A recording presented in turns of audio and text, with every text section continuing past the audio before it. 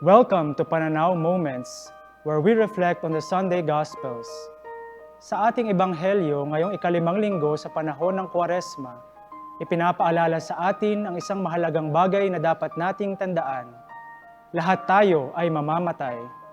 Tayo ay mula sa abo at sa abo rin tayo babalik. Ngunit higit sa pisikal na kamatayan, mas lalo dapat nating pagtuunan ng pansin ang espiritual na kamatayan. Ang ating pisikal na kamatayan ay ang paghinto lamang ng normal na kilos ng ating katawan. Ngunit ang espiritual na kamatayan ay ang ating desisyon na ihiwalay ang ating sarili sa Diyos. At iyon ay higit na mabigat kaysa sa pisikal na kamatayan. Iyan ang isa sa mga bagay na dapat nating pagtuunan ng pansin ngayong panahon ng Kwaresma. Ang ating pisikal na kamatayan ay panandalian lamang na paghihiwalay ng ating kaluluwa sa ating katawan.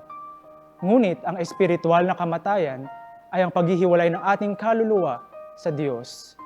Manatili tayong nakakapit sa ating Panginoon, siyang muling nabuhay at siyang buhay. Thank you for journeying with us. See you next Sunday for more Pananaw Moments.